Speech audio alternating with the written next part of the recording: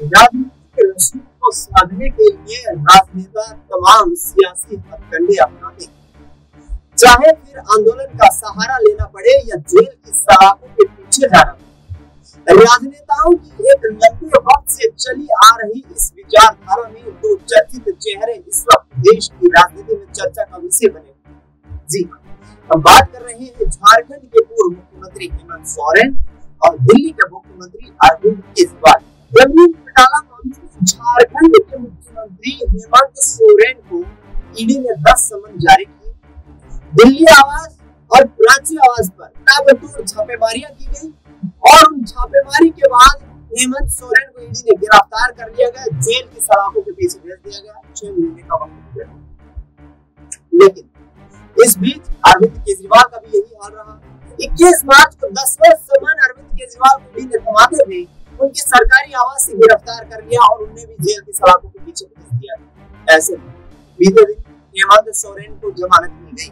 Jharkhand high court ने हेमंत सोरेन को जमीन घोटाला मामले में जमानत दे दी। लेकिन अब सवाल ये खड़े हो गए हैं कि जब हेमंत सोरेन को आखिरकार जमानत मिल जाती है तो फिर अरविंद केजरीवाल को लेकर कहां पर यहाँ पर जो है दिक्कतें आ रही है,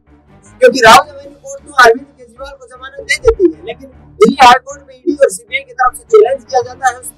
फैसले को और वहां से स्टे करवा करके आज सुप्रीम कोर्ट में लड़ाई लड़ी जा रही है। इन तमाम पहलुओं पर चर्चा करने के लिए मेरे साथ मेरे वरिष्ठ सहयोगी अमन जी मौजूद हैं। अमन जी, स्वागत है आपका। सर, किस तरीके से देखते हैं हेमंत सोरेन को बेल मिल जाना और अरविंद केजरीवाल को जेल की सलाखों के पीछे रखना, ये कानून का भी दोहरा मापदंड दिखाई देता है? देखिए, बिल्कुल सही बात है कि दोनों सुप्रीम कोर्ट की बात है, देखिए कानून की बात है, नीति की बात है और मेरे ख्याल से भारतीय जो आजादी की बात है इतिहास में देखते तो सारी दिक्कतों का मुद्दे पर ऐसा हुआ है जब किसी चुने हुए मुख्यमंत्री को सलाखों जाना पड़ा हो। ऐसे में आप लगातार देखिए इस तरह का फंसा जा रहा हो, इस बिना पर आप कह सकते हैं कि जो जमानत मिली है तो क्या बिना पर अरविंद केजरीवाल जमानत नहीं मिल सकती, अपना बन जाता हो। देखिए, जब निचली अदालत में उनको एक तरह की जमानत मिलती है तो तुरंत एक्टिव हो जाती है सीबीआई और कह सकते हैं गिरफ्तारी पर भी गिरफ्तारी होती पड़ती है, जो ये बताता है कि इस तरह से ईडी और जो सीबीआई है वो आपाधापी में है कि कौन ज्यादा कह सकते हैं तेज होकर काम करते हुए नजर आएगा। लेकिन सबूतों की जहाँ बात आती है,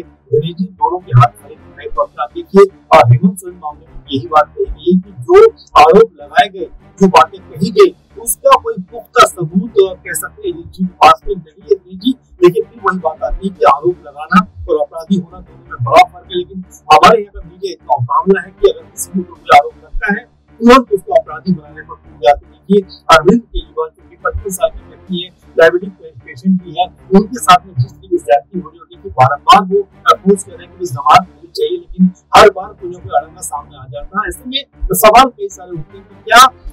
इतना बड़ा उनका गुनाह है, क्या इतना बड़ा उनका अपराध है, क्या साबित हो चुका है, क्या साबित होने के बहुत करीब है, क्योंकि अभी भी अदालत कह रही है कि ईडी के पास ऐसे पुख्ता सबूत नहीं है जिसकी बिना पर ये मान लिया जाए कि अरविंद केजरीवाल बहुत बड़े अपराधी है पूरे मामले में। तो ऐसे में आपको सलाखों के पीछे क्यों रखा जा रहा है? सीबीआई बारंबार उनकी गिरफ्तारी की कोशिश कर रही है, बारंबार उनके खिलाफ मामले आगे बढ़ाती नजर आती है। लेकिन देखिए, 2-3 साल का वक्त हो गया अगर इस शराब घोटाले को देखा जाए तो मामले को देख लीजिए, अभी तक एक बार भी कह सकते हैं ऐसे सबूत सामने नहीं है जिनके आधार पर ये माना जाए कि मनीष सिसोदिया हो या संजय सिंह हो या फिर अरविंद केजरीवाल हो, इन लोगों ने पूरी तरह से घोटाला किया। और देखिए, मनीष सिसोदिया को तो लगभग 1.5 साल होने को वक्त आ गया, लेकिन उनके बारे में कोई बात ही नहीं कह रहा। ऐसे में कई तरह के सवाल होते हैं कि क्या कानूनी जो कह सकते हैं दाव पेश है उसमें कहीं ना कहीं अरविंद केजरीवाल हाथों दिखाई पड़ते हैं, क्योंकि यहाँ पर देखा जाए तो सेम आप कह सकते हैं कि मामले में जो हेमंत सोरेन को पकड़ा गया, ईडी ने 8 बार समन भेजे, उसके बाद जब उनसे पूछताछ होती है उसके बाद उनको गिरफ्तार कर लिया जाता है। वैसे ही कुछ अरविंद केजरीवाल के साथ होता है कि 8 बार पूछताछ होती है, आते समन आते और आखिरकार उनको गिरफ्तार कर लिया जाता है। ऐसे में एजेंसी के ऊपर सवाल होते हैं कि जो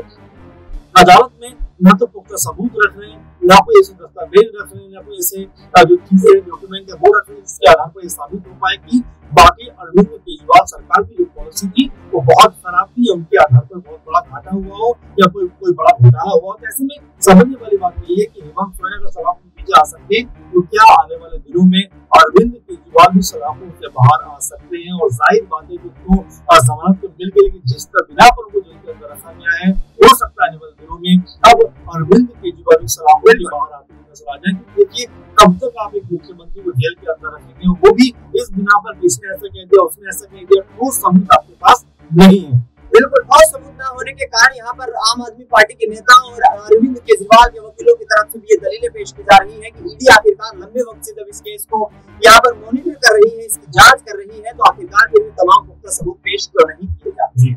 हेमंत सोरेन की गिरफ्तारी के बाद जब उनको जमानत मिली, इस चीज को लेकर के अरविंद केजरीवाल के वकील यहाँ पर सुप्रीम कोर्ट का एक बार फिर से रुख करने वाले, इस जमानत को आधार मानकर के यहाँ अरविंद केजरीवाल की भी दलीलें पेश की जाएंगी। लेकिन अमन जी, बड़ा सवाल ये खड़ा हो जाता है कि अब तक तो ईडी का नाम था यहाँ पर इस पूरे केस में, अब सुप्रीम कोर्ट में जब अरविंद केजरीवाल पेशी पर पेश होते हैं, सीबीआई को गिरफ्तार कर लेती है और वकील ऐसा देखिए ये केस सीबीआई के पास बिल्कुल आखिरकार अब ये सीबीआई के चंगुल में फंसते हुए अरविंद केजरीवाल नजर आए। वही बात दोबारा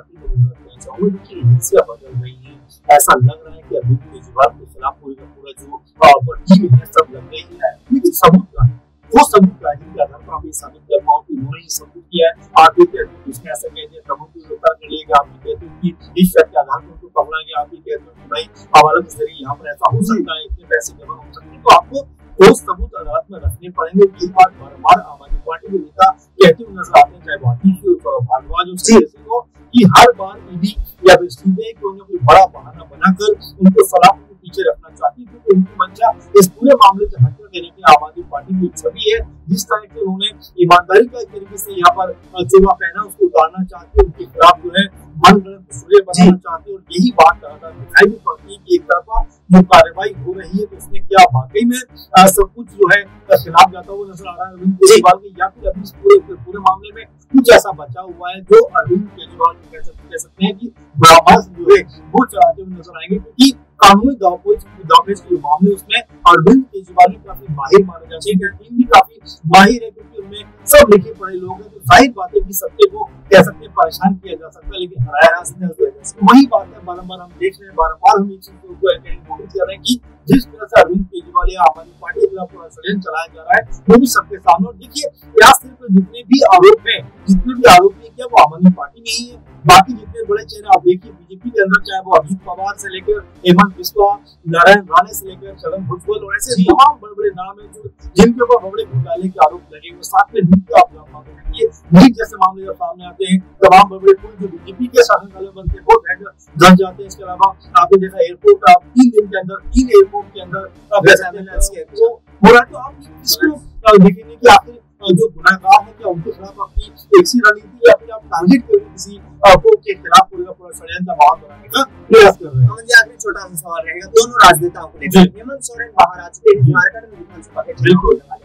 और ऐसे में अरविंद केजरीवाल यदि बाहर आ जाते हैं तो दिल्ली के विधानसभा चुनाव, दोनों की मौजूदगी को कैसे देखने की बहुत बड़ी बात है। देखिए, हम अगर लोकसभा चुनाव की बात करें तो जाहिर बात है कि अरविंद केजरीवाल यहाँ पूरे समय रहे होते तो शायद रिजल्ट में बहुत परिवर्तन आता हुआ नजर आता, और जिस तरह के आरोप इनके ऊपर लगाए गए तो लोगों में भी संदेश जाता है कि वाकई जो हमारा मुख्यमंत्री है, हमारी जो सरकार है, उन्होंने इतना बड़ा घोटाला किया और जबकि साबित नहीं हुआ है। मैं फिर वही कहूँगा, आरोपी और अपराधी होने में फर्क होता है, लेकिन मीडिया जिस तरह से अरविंद केजरीवाल के खिलाफ पूरा षड्यंत्र करके माहौल बनाती है, उससे ये लगता है कि वो आरोपी नहीं बल्कि अपराधी। ऐसे में अगर वो जेल से बाहर आते हैं तो जाहिर बात है कि दिल्ली में भी चुनाव विधानसभा का, आने वाले दिनों में झारखंड में भी चुनाव है, तो बिल्कुल दोनों की मौजूदगी कहना कि बीजेपी के संकट के बादल ला सकते हैं। आपने देखा झारखंड में बीजेपी ने बहुत सारी कोशिश की, लेकिन 11 से 19 सीटें हाथ हो गई। हो सकते हैं दिल्ली में भी अगर एक कह सकते हैं कि अरविंद केजरीवाल को पूरा मौका मिलेगा तो यहाँ पर जो सत्ता में लगातार 3 बार से काबिज अरविंद केजरीवाल, उनको 4थी बार भी सत्ता में आने से बीजेपी रोक नहीं पाएगी। बिल्कुल, अरविंद केजरीवाल और आम आदमी पार्टी के नेताओं की तरफ से भी यही कोशिशें जारी है कि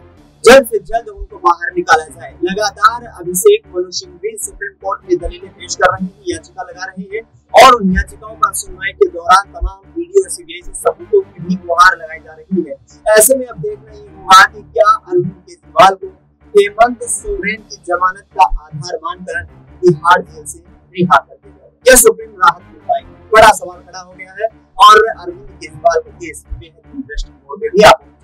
फिलहाल इस पूरे मुद्दे पर आपकी क्या राय, कमेंट बॉक्स में जरूर बताएं। देश दुनिया की तमाम बड़ी खबरों के लिए आप देखते रहिए स्क्रीन।